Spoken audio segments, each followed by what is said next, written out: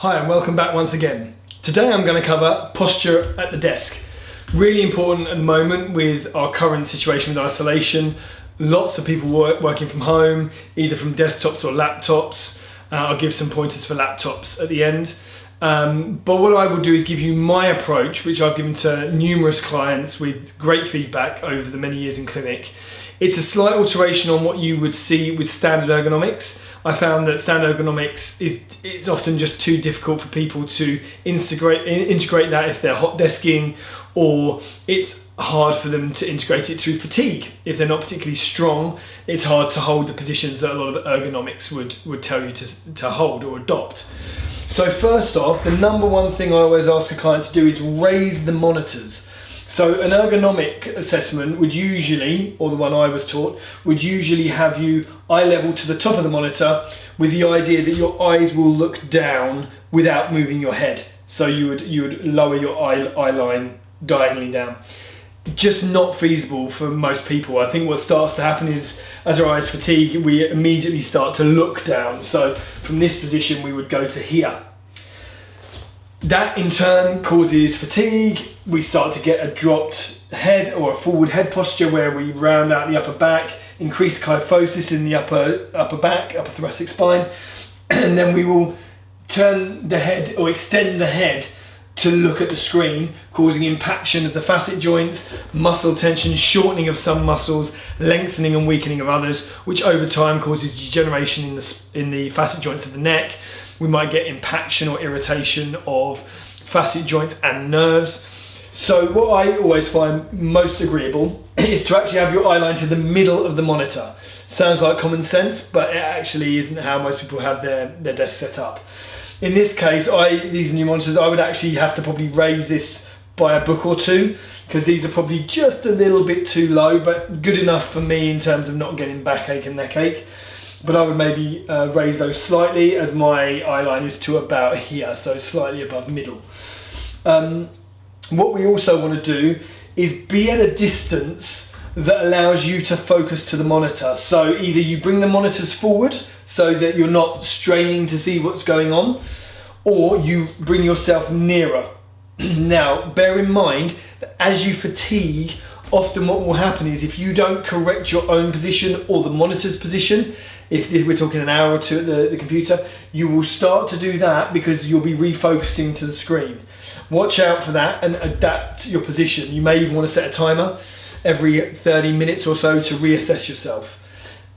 If you're not sitting on a stool and you have a chair, probably put a pillow or something behind your back to assist you with sitting upright. And again, get up, move around every 30 minutes and then readdress that position. If you're in a chair that has no back, make sure you're getting up and moving around, because you will, without realizing it, start to drop. Just fatiguing the muscles in most people. What you can do with the keyboard and the mouse is often set off to the side. So we want to get the mouse in as close as possible. This will drop the shoulder to a natural position. What happens with the mouse out to the side is we start to fatigue. We might get rotator cuff injuries, tendonitis. We'll start to do this as we get tired, which causes trigger points in the neck, compaction of the facet joints in the lower neck. And we might also get nerve irritation, thoracic outlet syndrome, the list goes on. So what we want to try and do, and what I do, I can't with this desk, but with my old desk, I used to bring the mouse underneath where the keyboard drawer would be. So I put the mouse under and I keep the keyboard on top, effectively having my hands like that, but down in the middle. So bring the mouse in and under. If you can't do that, like I can't on this desk, I will use the mouse, I'm sure the screensaver is going to come on. I would use the mouse sparingly off to the side. If I was going to do a lot of mouse work, I would either tilt the keyboard sideways and bring the mouse in underneath, diagonally I should say, or I raise the keyboard up and I bring the mouse into the middle, therefore using the keyboard up here and the mouse down. Depending on what I'm doing, I will change that depending on the job at hand, whether it's editing or whether it's writing or whatever I'm trying to achieve. Try and do that as much as you can. That's a big one, especially for people with shoulder injuries and impaction of facet joints.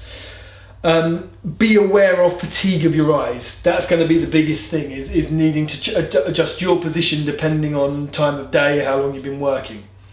Another thing to think about is, we've already mentioned the chair, if you have a back or not. You could use a Swiss ball.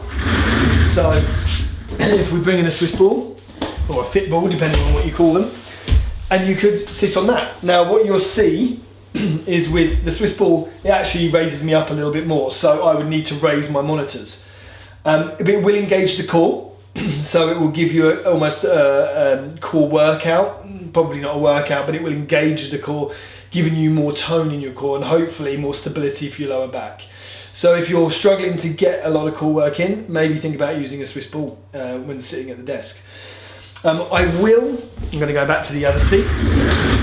I will be posting up my second part of this this video, which will be the exercises that I give to my clients to correct forward head posture and to engage and strengthen muscles at the back of the neck to improve overall health, well-being, decrease pain. I may try and put in some low back exercise with that as well, but we'll probably focus more on the upper body for now. Bear in mind, if you're at a laptop, laptops are a bit of a nightmare. If you can, raise the laptop up and have a wired in or wireless keyboard, additional keyboard and mouse, to try and set up as similar to what we've just said as possible. As best you can, avoid doing your laptop in bed, avoid doing your laptop on the sofa. All these things are not only going to aggravate your neck, they will probably aggravate your lower back as well. So try to set up a home desk position or a home office position, be it at a table, at a breakfast bar, whatever you've got, something that allows you to raise that monitor up and get as close to this as possible. So be very careful, look after yourselves, work wisely, and make sure you're getting up and taking breaks. Set that alarm every 20, 30, 40 minutes, whatever you require. Get up, move around, gently stretch out, and then reassess. It will help with your concentration as well. Look after yourselves, take care, and speak soon.